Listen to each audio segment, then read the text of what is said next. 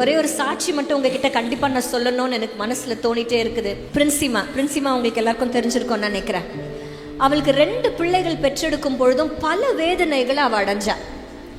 1000 இல்ல, பல்லாயிரக்கணக்கானவர்களுக்கு ஒருத்தருக்கு தான் அந்த மாதிரி ஒரு பிரச்சனை வரும்.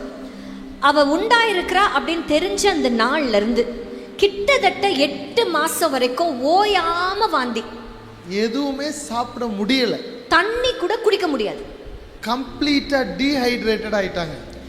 எந்த அளவுக்கு அவ 2வது பிள்ளைய பெற்றெடுக்கும் பொழுது ரொம்ப மோசமான நிலைமையில அவளுடைய உயிருக்கே ஒரு பிரச்சனை வந்த ஒரு சூழ்நிலையில அவளை ட்ரீட் பண்ற ஒரு டாக்டர், அவங்களுக்கு பிரசவம் பார்க்க போற அந்த டாக்டர், இன்றைக்கு நான் தைரியமா சொல்றேன், அவர் ஆவிக்குரியவர்.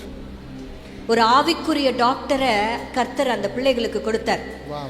அந்த ஆவிக்குரிய டாக்டர் கிட்ட மைண்ட்ல என்ன இருக்குன்னா, அம்மாக்கு பயங்கரமான ஒரு எமர்ஜென்சி பிரச்சனை.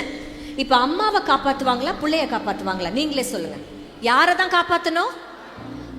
பிள்ளை போனாலும் பரவாயில்லன்ட்டு யாரை காப்பாத்தணும்? அம்மாவை காப்பாத்தணும்ட்டு சத்ருவானவன் அந்த டாக்டர் கிட்ட இந்த பிள்ளைய டெர்மினேட் பண்ணணும். இந்த வார்த்தையை டாக்டர்ஸா இருக்கிற உங்களுக்கு தெரிஞ்சிருக்கும். அபார்ஷன் பண்ணணும், டெர்மினேட் பண்ணணும் அப்படிங்கிறது மைண்டில் சத்ருவானவன் சொல்லி இருக்கிறான்.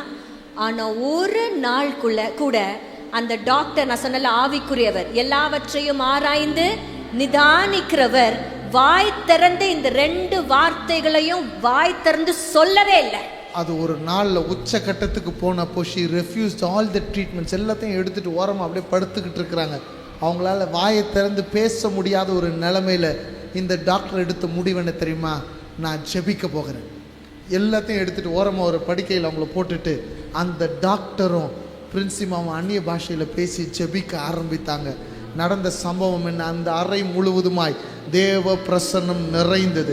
ஆவிக்குரியவன் ஆவியிலே எல்லாவற்றையும் நிதானிக்கிறான். நான் டாக்டர் என்பது முக்கியம் இல்லை, நான் ஆவிக்குரியவன் என்பதே முக்கியம்.